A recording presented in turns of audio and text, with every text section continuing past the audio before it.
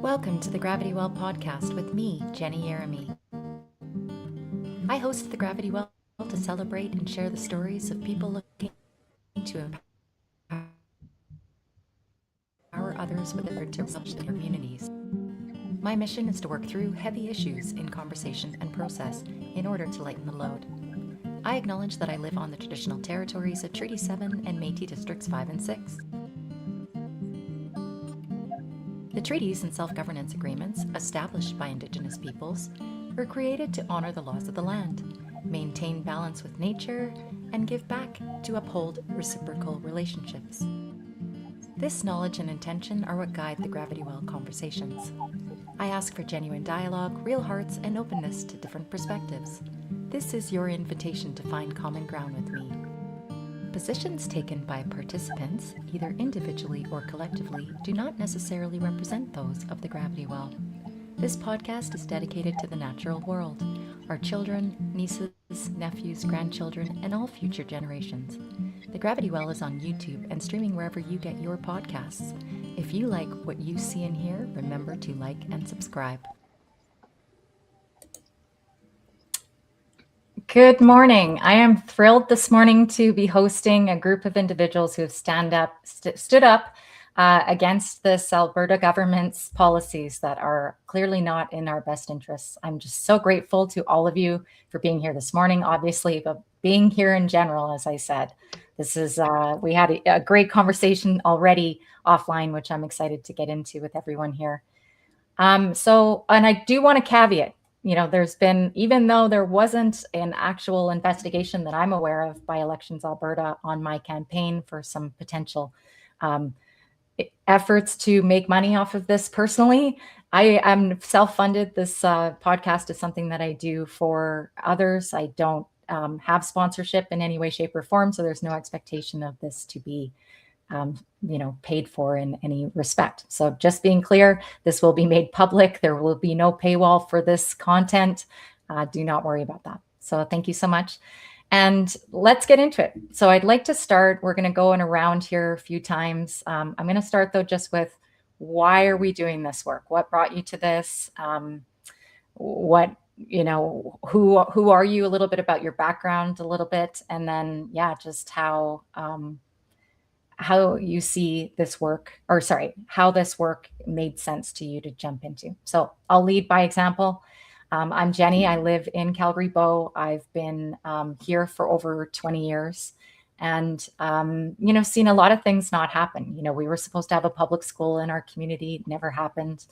My kids have been shipped to a couple different schools. We sent them to a Spanish school because of the lack of access to a local public school that was just there. So, there's been a lot of compensation, let's say, with our kids, and I've watched it for years. And also I was an oil and gas geophysicist and became a liability expert. So in 2022, I was fighting hard for land stewardship laws to be upheld and had myself, I feel, pushed out of the industry. I was having a friend say to me that you're Jenny, you're trying to stop a cruise ship, and you can't stop a cruise ship on a dime. Well, we are collectively here trying to stop a cruise ship.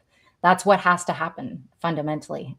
Massive money and effort. I was showing that I saw this in my mailbox just recently, the fourth thing that my MLA has put out since this recall happened.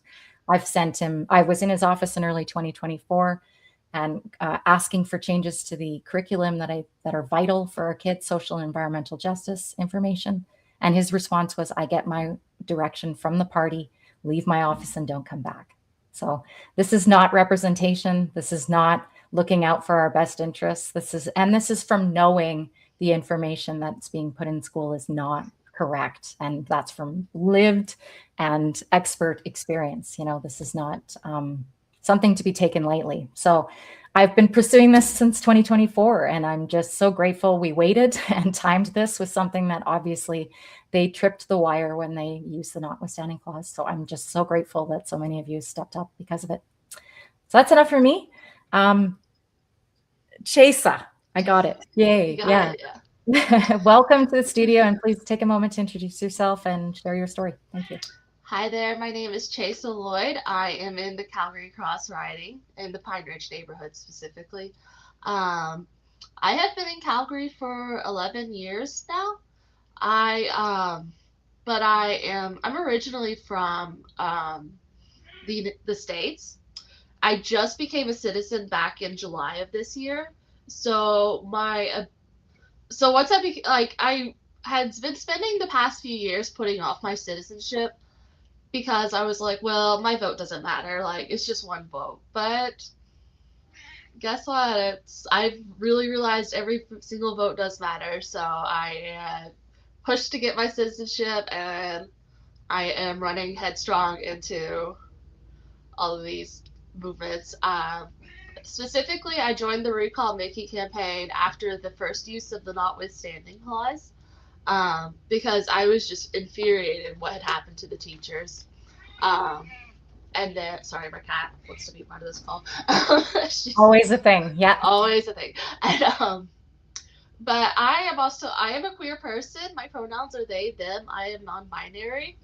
And seeing the notwithstanding clause be used to bully trans kids has really broken my heart. I am worried about these children. I have to do whatever I can to help these kids. They have no vote. They have no voice in our government. Like, but I do now. So Thank you for, yeah, stepping up. Again, it takes a lot of courage, especially when being targeted by this government. And I just want to reiterate that there is evidence that the anti-trans movement is funded by the fossil fuel industry. This is a big overarching issue that we have in Alberta is the embedded interests that are causing us to fight amongst each other that rather than come together and address the big issues that have to be addressed. I'm so sorry for all that's happened to this community and just so grateful for people like you to stand up. Thank you. Drake, you're next, please. Awesome. Well, thank you for having me here. I'm Drake Worth, the Recall Nate Glubish campaign for Strathcona Sherwood Park. It's kind of a weird one, separate from Sherwood Park, but we're the county, and then we have Sherwood Park in the name. So it gets confusing, but I mean, about me, I spent 8 years in the area as a combat engineer, and recently, a couple of years, I've been going through upgrading education. And I'm taking sociology, and I love people and I love community. But what's made me sad is to see lack of community in a sense. No neighbors, getting to know people, and I mean, ultimately, what brought me into it, I've wanted to not be involved in politics. I see how hostile it is, how volatile it changes. Um, Honestly, I was afraid mostly for what could come of it. And now it's getting to a point where the scales are kind of tipping. And if I don't get involved, well, now I believe that it will be worse. So now is a point where I'm like, oh, darn, you bent my arm enough. Like I gotta get in there. And and with that, the recall looked to be one of the ways that I could do that. Ultimately, it's a great way to bring together democracy. To actually run the recall isn't extraordinarily expensive or burdensome on a taxpayer. It's just asking a simple question and seeing who agrees. But in doing that, you're bringing together community again. You're talking to people, you're seeing, and some people might disagree, and that's okay. It's about respectful communication and, meeting each other on an equal level and just saying, I understand, and that's okay, and you're allowed to think this way or that way, but I respectfully can disagree with you, and you can respectfully disagree with me, and that's okay. So yeah, I mean, ultimately, that's my background in a way, but also one of the big reasons I started it, as well as seeing that if it's so hard for me, like I'm a Canadian citizen. I was born in Ontario, moved to Alberta. I'm a white male. So I have a lot of privilege historically that I've noticed, and seeing that it's hard for me to do certain things and push with the privilege or resources that I have, I think about what it would be for other people, maybe other people who don't necessarily have those things that I was given because of the historical context and way things have gone. And holy cow, that it's got to be extraordinarily hard. So I just try the best I can to use that energy and kind of the resources that I've been able to have to uplift voices as much as possible. And in this instance, it's trying to uplift the voices of my community and reignite that spark, that flame inside people that say, hey, I do matter. My voice does matter. What I think matters, and somebody in charge should be at least listening and taking these points down and putting them on record. And that's it. Beautiful. Yeah, Drake, so many points in there I agree with. I mean, just the number one, understanding it's a sense of duty, and to, with that privilege that we have here, to use it in a way that helps bring us all up. Because you're right, this is about us all lifting up, not people taking each other down, but lifting each other up, and what we can accomplish when we do that together. I've witnessed it at the doors, meeting people that are just feeling like excited again, about engaging with, like you said, these having conversations with their neighbors. Where do people live? How do we, an experiment, we put out virtual, or sorry, door-to-door canvassing, remote canvassing. That's the word I'm looking for. And we put it just in one community and then we spread it out. And it's interesting. People want to reach out to the person in their community. They get that piece of it. So I think there is a magic that the UCP didn't appreciate when they created this legislation that we can utilize. Enough for me. Sorry, Holly, you're next, please. Yeah, thanks so much, Jenny. So many great points. So I'm joining you from Cypress. Medicine Hat is the constituency that I guess place my hat at the end of the day. Our city is divided in two, so the other half also happens to belong to our premier, and so that's not my side of the river. However, I mean, I've got kids who attend school on that side of the river, and so it's close, and also working our way through this, figuring out the recall legislation and what does this actually look like when you have a city divided into two constituencies. It's already been a very uniting process. What brought me into this work? So I'm a mom. I have 4 children, and they range from elementary years all the way up to university, post-secondary level of education. And seeing the impact of what's happening right now, and also recognizing from my experiences, I'm also a veteran with 19 years experience, just recently retired from the forces in the reserves, and also had over a decade of experience working with the government at the provincial and the federal level within labor. And so just I recognize the impact of the legislation on regular Albertans. And I can see what's down the road for our children, and I don't want that. I don't want that for any of our children. Like those who feel similarly to me about different things or not, right? And I can see the direction this ship is heading. And Jenny, we need to correct the course of this ship. It just rang so true for me. And so it really was, once so I met with our MLA, Justin Wright, back in February. My big concern for him at that point in time was actually water. So we rely on agriculture in this region, and in order to support our agriculture, we need clean water. And the headwaters Corp Blend has been doing a great job raising awareness in that realm. Well done to him. And this government has just been not listening. And then they've been shifting the goalposts in so many areas. But when it comes to water, that's not something we can dial back. My undergrad was in zoology/biology. It's not my realm. You probably might even know more about that subject than I do, Jenny, but I know enough to know that when asked specifically, what are they going to do, is we don't have the technology to address this issue. It's not available to humans. What are we going to do when it happens, when this predictable result? And then, though, the kicker for me was that when coal was discussed in the legislature, our MLA was silent. He didn't say a single word.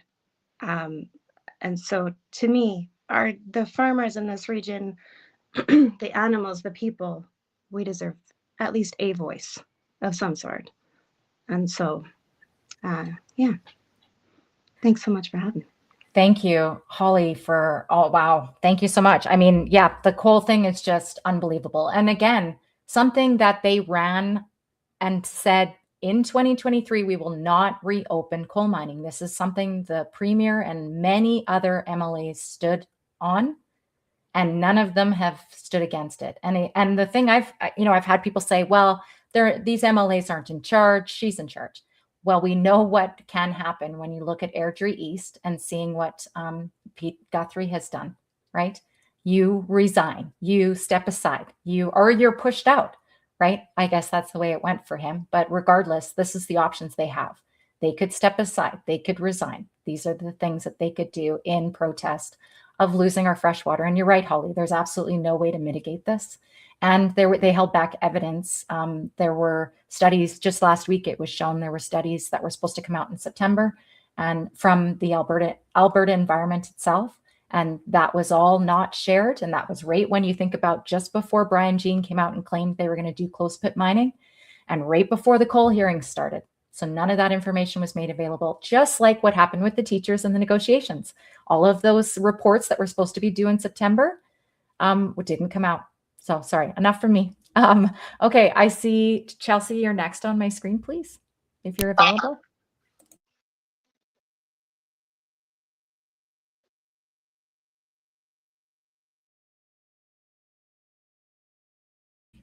Seems like she might be having some issues. Just flash your mic if you are able to come back to us, Chelsea. I'll move on to Kaveen, please. Oh, I see her audio isn't working. That's too bad. Hello, can you hear me? Yeah. Yes. Sorry, I'm just out. Can you repeat the question again, please? So it's just what brought you to this work, Kaveen? I know I've had the opportunity to see you at almost every event that I go to in Calgary. You are such an activist, and I appreciate you. But if you wouldn't just mind telling folks about you and what brought you into this work and why you are involved in the recall of Mickey Amory, our Justice Minister. Thank you. Okay, yes. Sorry again if you're hearing background noise while I talk, but yeah, my name is Kaveen. Shepherdine pronouns she, her. And yeah, I've been in the Calgary cross provincial riding for only approximately a year and a half. Prior to that, I was in Calgary Mountain View for over 25 years. I was born and raised in Bridgeland communities, and I had to get transferred to 14th Street Northwest in the Hillhurst Sunnyside, which is also Calgary Mountain View. But yeah, what anyways got me involved personally in politics is all this bad things that this UCP government is doing. I want to try and be a voice for those who cannot speak up for themselves, and to have this government, UCP government, held accountable for what they're doing to us Albertans. They're doing lots, including now the separation, wanting to separate from Canada, which I 101%, I should say, disagree with. And this, as a disability advocate, and they're cutting disability supports for the most vulnerable in this province, including changing AISH, assured income for the severely handicapped, to a new program called ADAP, Alberta Disability Assistance Program, or as I call it, Alberta's dumbass program, ADAP, the acronym.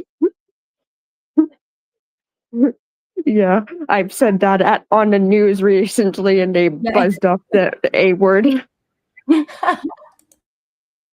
But anyways, honestly, I just want to be a voice for those who can not speak up and show this government what they're doing wrong, and have them held accountable.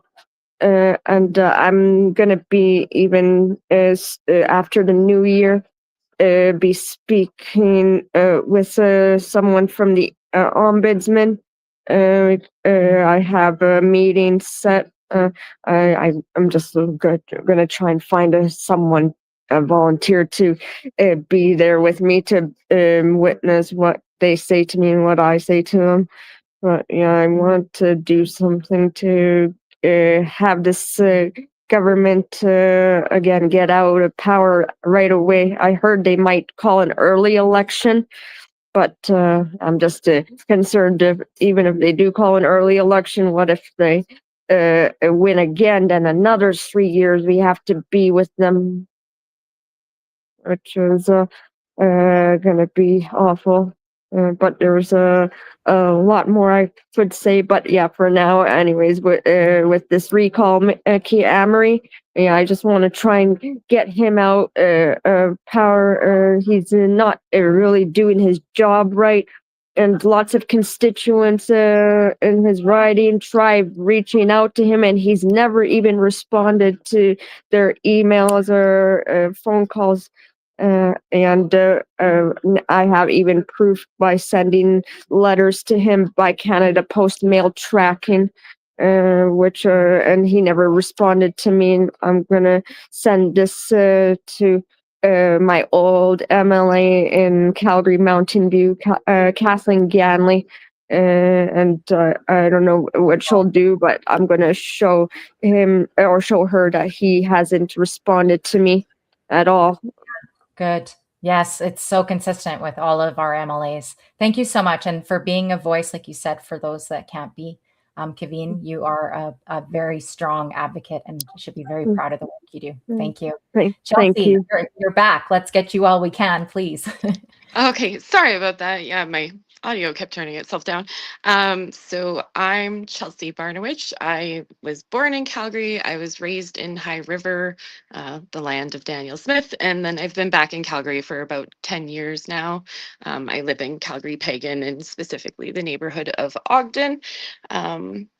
Why did I get into this? So I'm actually like a longtime labor activist. I worked for TELUS for 10 years and I was in the TWU and then eventually in the United Steelworkers Union. I'm also a healthcare worker. I'm a healthcare aide. So I was in the healthcare union. I can't remember if it's AUPE or CUPE anymore. It's been a while, but so yeah, I've always been involved in like labor activism. And for me personally, I just see this as being a slippery slope, like the notwithstanding clause being used against people to remove their rights. To me, is kind of like a temperature check. Like they're checking to see if we're going to react to that, and if we don't react to that, that they're going to just keep removing more and more people's rights is what I'm afraid of. So to me, it's like, it's not just about my riding. It's not just about Alberta. It's not just about Canada.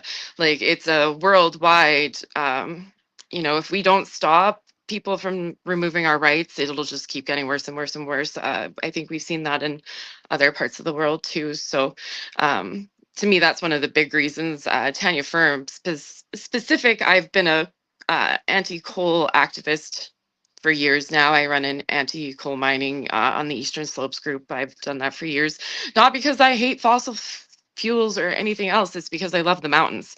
It's because I think that our pristine wilderness is our biggest asset, and if we go around ruining that, we don't have it anymore. So that's specific to her, and she doesn't answer us. I tried to find out if she's a separatist. She won't reply to me, so I guess that answers that. So yeah, those are some of the reasons that I'm doing this. And thanks for having me, Jenny. Thank you so much, Chelsea, and for framing the issue so well. You're right. Alberta is a piece of the puzzle of the erasure of rights around the world. And yes, we are critical. I've said from Canada's perspective, if we go down, it takes Canada with it.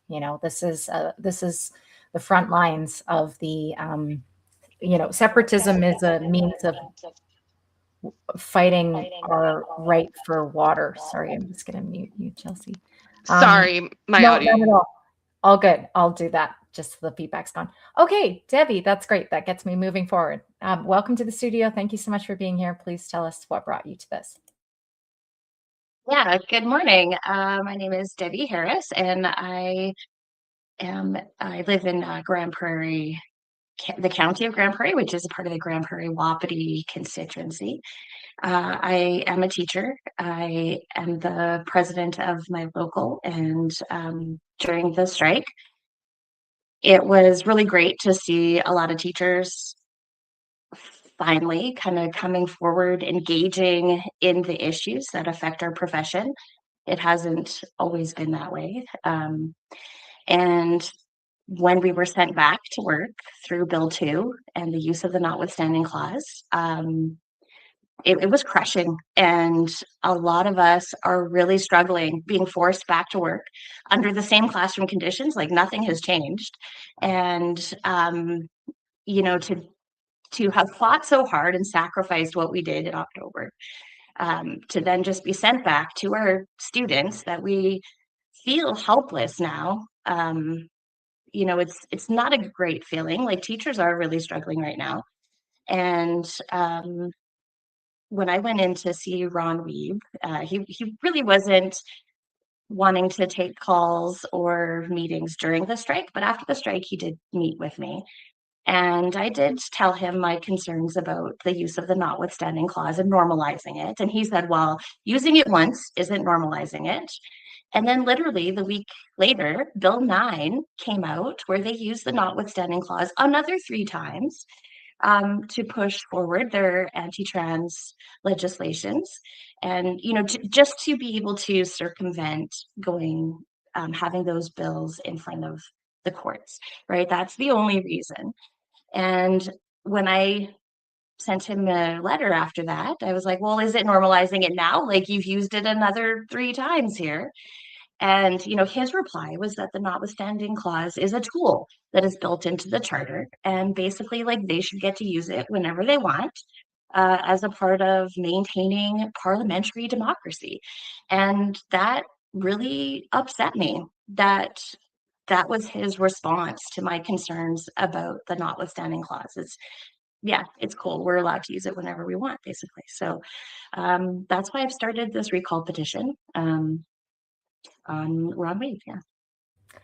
Yeah, thank you. I just want to say I've met so many incredible teachers through this, obviously. And yes, the feeling is palpable, the, feeling of despair, let's say, because it is quite alarming to be forced to work in conditions that are not safe at the end of the day, not safe for kids, not safe for teachers, and not genuine, by not listening to the ATA and teachers and the recommendations of researchers and scientists, et cetera. This is holding us all back. It's holding our future economy back. This is about all of us. And so, yeah, I just want to thank you for waking up Albertans. If you guys didn't strike, they wouldn't have used the notwithstanding clause. We wouldn't have seen what happened.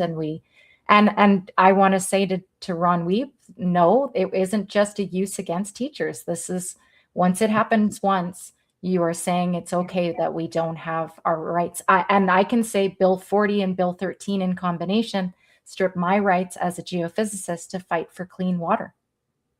Yeah, all of us. Yes, thank you, Holly. We've spoken about this. Yeah, so this is, it's not, you guys helped us see what happened to us, not that it just happened to teachers. So I just want to remind you, I hope that's helpful. Thank you. Okay, so I hope Mike is ready to join us. His audio was not working though, but we've had some audio issues. Were you able to sort it by any chance, Mike? Are you able to hear us and add to the conversation? Okay, I'll let Chelsea back on. Sorry about that, Chelsea. Okay, so Mike, we've had, just so you know, we've had some people have to restart your phone. My goodness. Okay, well, if you can maybe try switching from Wi-Fi to your phone, like your cell service rather, maybe that might work. but I would leave the studio and re-enter. I hope you're able to join us. And we'll just let you catch up if you're able to rejoin us, Mike. And yeah, so good luck. And we'll keep DMing you while we figure that out. Okay, so second round.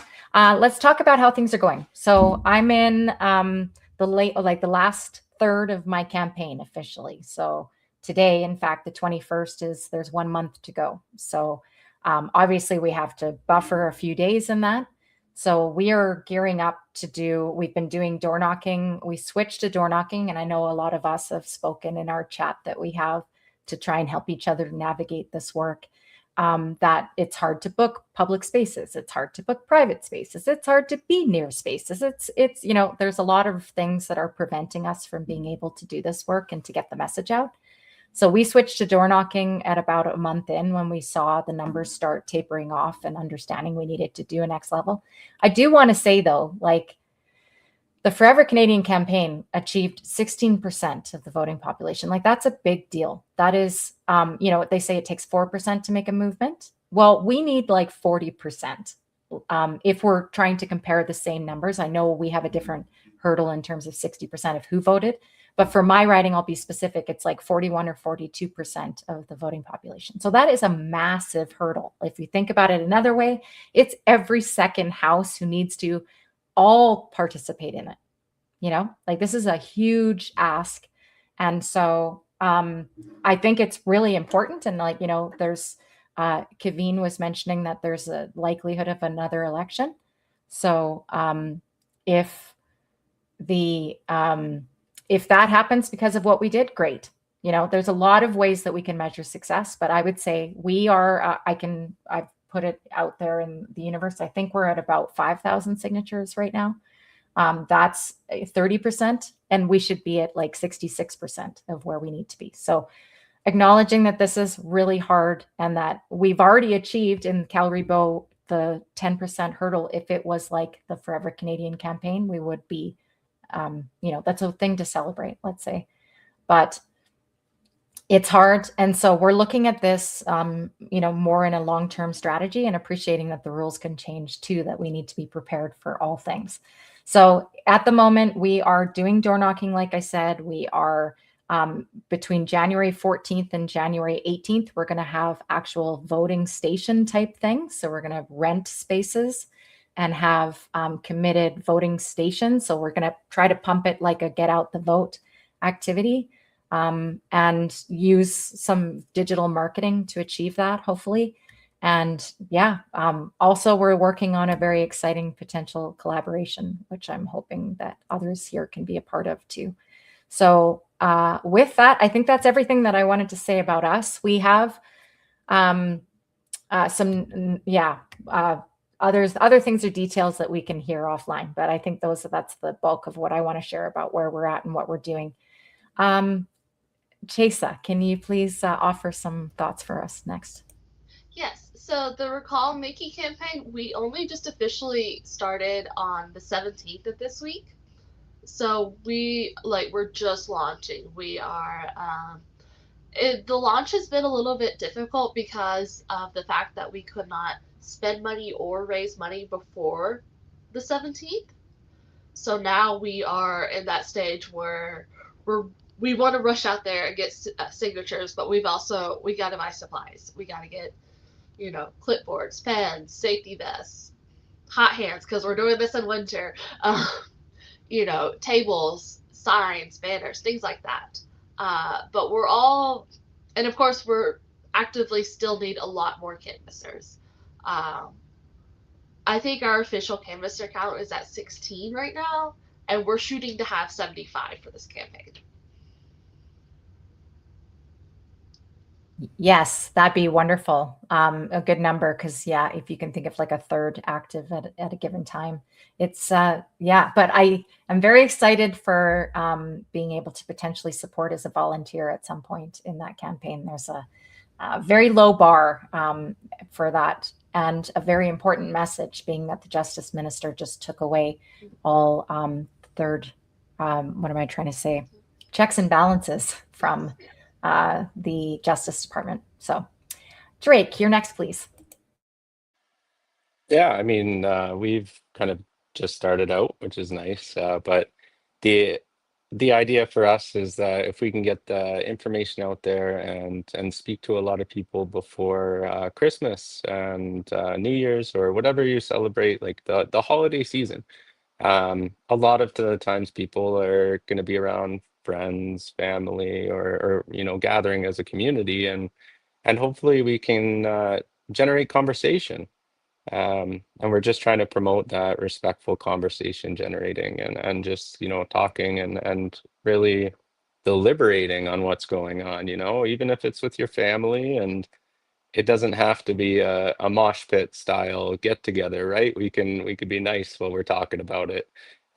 So, but that being said, we have set up quite a few signing locations that have been quite successful, and currently we're in the plan to do kind of a new year push, so we'll definitely be out there quite strong come the new year, because we don't want volunteers to you know take a lot of time away from family, right? Because those relationships that we build, not just with family or friends, those are important too.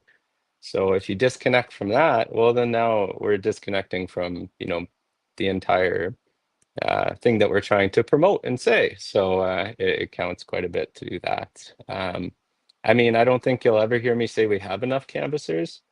Yeah, I mean, we'll take anybody, even if it's 3 signatures you can canvass, it's great. It matters, and it also is creating more conversation. So we're always welcome to have more. And I look forward to just getting out in the community and meeting more amazing people. It's been such a great way for me to connect with people I probably never would have connected with. So Agreed. Yeah, it's so nice to be around people that see what challenges we're facing and feel reassured. I find a lot in this. Yeah, and I do want to say I forgot to mention between the 27th and 30th, we are encouraging canvassers to be out. But again, only a couple hours. Let's not take away, like you said, from the whole family time and all that wonderful stuff. So yeah, thank you for reminding us that this is a long-term thing, not a let's disturb the balance in our own lives kind of thing. Okay, Chelsea, you're next, please. So I guess kind of like recall Mickey, we just got approval, I guess about 10 days ago. And same challenges like waiting for donations to come in. We need pens, clipboards, paper, safety vests, all that kind of stuff. And it does cost money. And I was actually surprised when I totaled it all up that just how much money I've spent on pens this week is quite ridiculous. I hope I never spend that much money on pens ever again. So yeah, we're just kind of firing up. We did have our official launch like last weekend. We had the kind of province-wide rallies on the 13th where a couple of us kind of participated, and we were part of that, and we did our launch day and we did okay.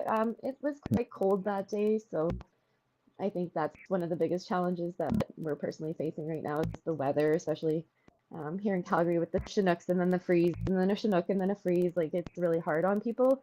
But me and my husband were out at a park yesterday for 4 hours and we got about 100 people showing up and it was -20. So, we're hopeful. We're just getting started. I decided to kind of take a week between approval just to make sure all my ducks were in a row and so that I'm not frantically trying to track things later on because it's really overwhelming. So yeah, we're hopeful. Right now I've worked it out that if each of my canvassers, I have 26 at the moment, if they each get 8 signatures a day, we will surpass our goal. So that's kind of how I'm trying to look at it is like 8 a day sounds manageable, whereas 16,000 sounds like a really big number. So that's kind of how we're approaching it. Yeah, agreed. And you're right that it is it's pretty remarkable when you think about what we can accomplish if there's enough of us to do so. And so just a reminder to anybody listening, sign up as a canvasser in any of these. It's not a big task. You can, it's quite a rewarding feeling to have people who are eager to get involved and appreciate what we're doing. So yeah, please get involved. It's, there's many levels you can enter at. If you don't have experience, you can be paired with a volunteer who have experience. There's lots of ways to make you comfortable in this. And there's been a lot of people that have done this for the first time, canvassing, I mean. So I'm really grateful to people to step outside of their comfort zones, but I'm hearing a lot of them say this is not as hard as it seemed, this is much more rewarding than I thought, etc. So thanks. Kaveen, can you offer some thoughts, please? Yeah, thoughts, what we'll be doing and stuff. That's right. Yeah. Just if you can expand on what stage you're at and how it's going. Yeah, just say when going out and talking to people, I usually the way I start the conversation that makes them to listen and not shut the door on me is by first starting by saying we're not here for donations, because that's what they a majority of the time expect we're at their place for.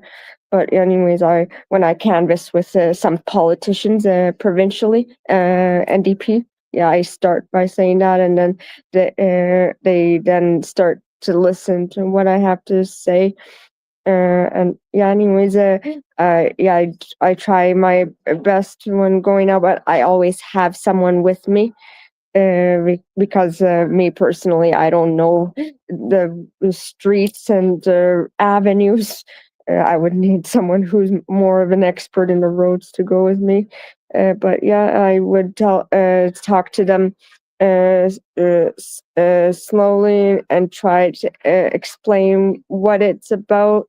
If they need more like explanation, I usually would contact whoever the volunteer coordinator is and set up maybe a time for them to communicate with that individual specifically, and they can explain more. Yeah, and what else?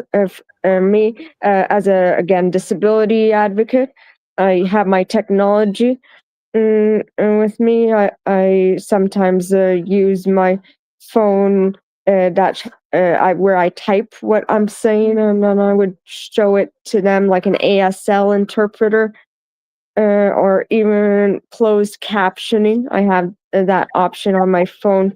If Very you cool. folks know any where, especially in seniors facilities where they might have hearing impairments problems, I wouldn't mind offering this type of help to show the seniors what we're trying to say from my phone.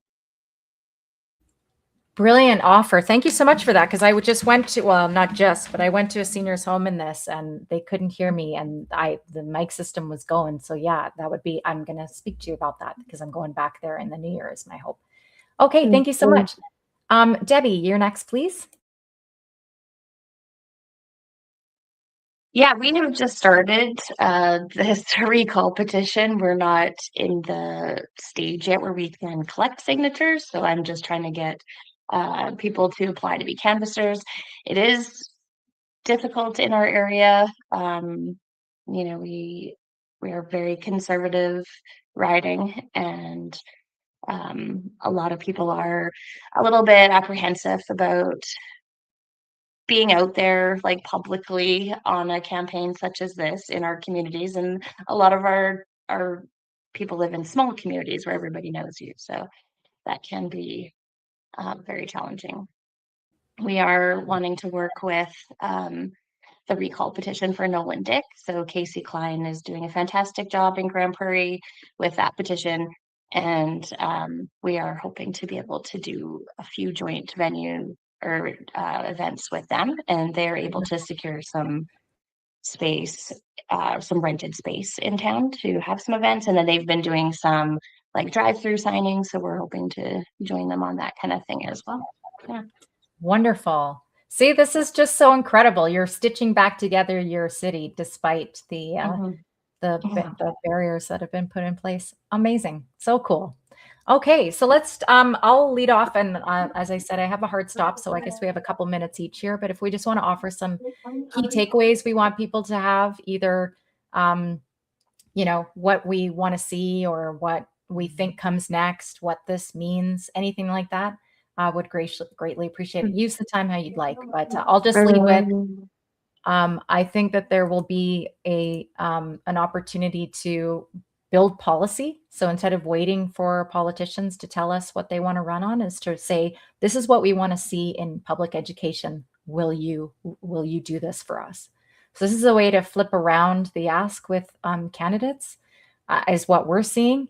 And then also, just like you guys have said, restitching back together our communities, learning who the leaders are, learning who's willing to have the conversations, who's willing to do the work, who's accountable, who's a collaborator. Like we're really getting to explore what leadership looks like. And it's interesting because a friend of mine, Claire Kratz, who works for a group called For Our Kids, has talked about, not her specifically, but a woman, Ellen Field, talks about how this is a crisis of leadership. That's ultimately what we're in when we talk about the social and environmental crisis.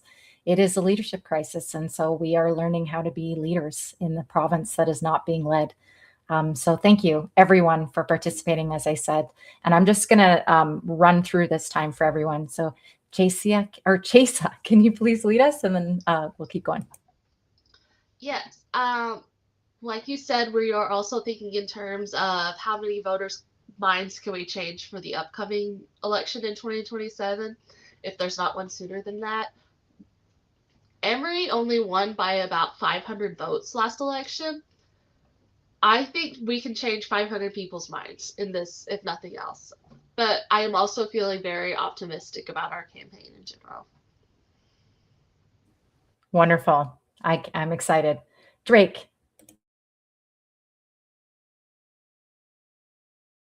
Sorry, Drake, you're next, please. Sorry, I assume it's going to me, but I can't hear right now because I'm doing an audio issue. But hopefully people can hear me.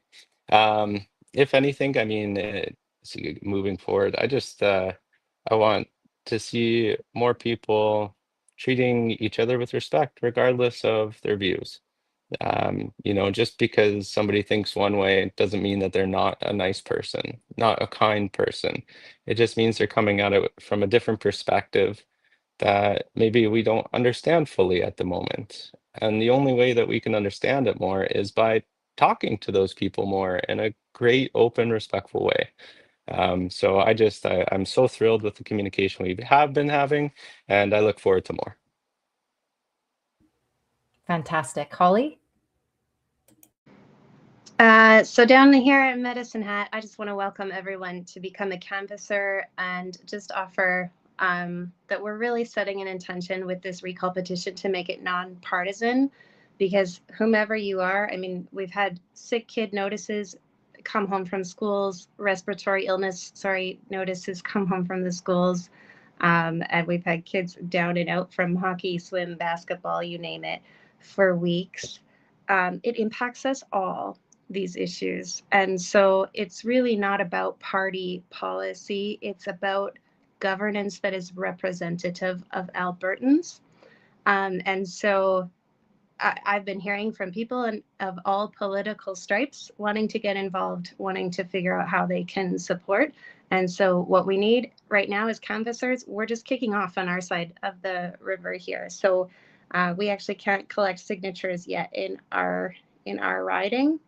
And we're getting, I don't know if you guys caught this story on Global, I think it was yesterday, but some, what would I call it? Institutional pressure, I think I would call it, on regular Albertans. And so warm spaces for canvassers, if you're a business owner like I am, and can offer that space to canvassers to open your door, be a part of the conversation and engage in this democratic process. Because it impacts us all. And thank you so much to each of you and to every Albertan who's stepping up to the plate and really stepping into this process. Beautifully said. Kaveen? Yeah, I just want more, again, people to be involved in politics, all politics, municipal, federal, provincial. And it's good to stay up to date with what's going on in your community. I know people would hear it from their friends, but still friends might not have that much of an update. But yeah, for those who have barriers or problems getting involved or attending whatever political events, I just want to say they should have some special accommodations for those people.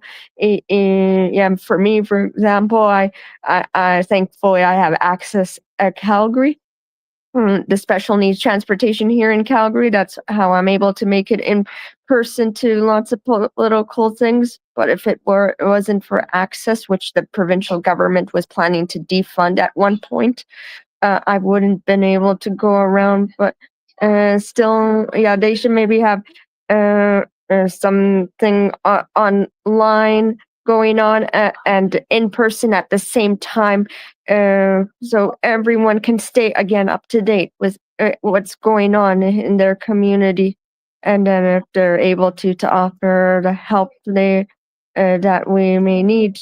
Yeah, Wonderful. and what's it called? Yeah, there was some other type of system. I forgot the name. One group I'm a part of with Australians, they have it. It's fantastic. I'm going to try and remember the name. That as here in Canada, we should use that system to get lots of people involved. Once I find it, I'll let you know. Perfect. Fantastic. Thank you so much, Kaveen, for stepping up. Big job, and thank you for your taking on the responsibility. Mike, any chance you can hear us or are able to say a few words?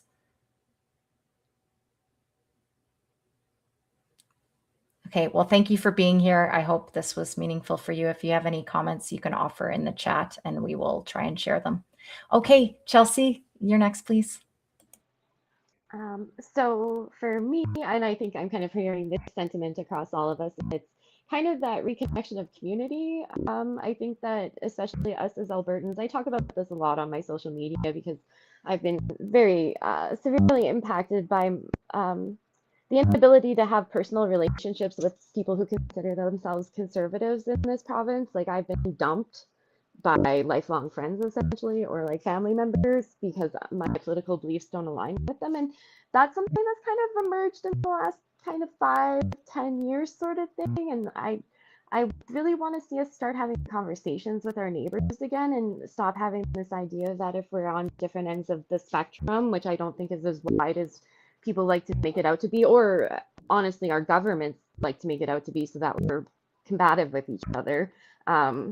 It's not as wide as people think it is. We're all just people. We have the same needs, wants, desires for our lives. We want to be safe and have good health and have good roads and be taken care of and see the needy taken care of. So I really just hope that the next stage in this is that, we find the collective again, whatever that looks like for Alberta. I really want to see Alberta be a community again instead of being so divided. The divide is really painful for, I think, those of us who are born and raised here. It's painful. It's hard for us. So I want to see Alberta the way it was when I was a kid, where we never thought about not being part of Canada.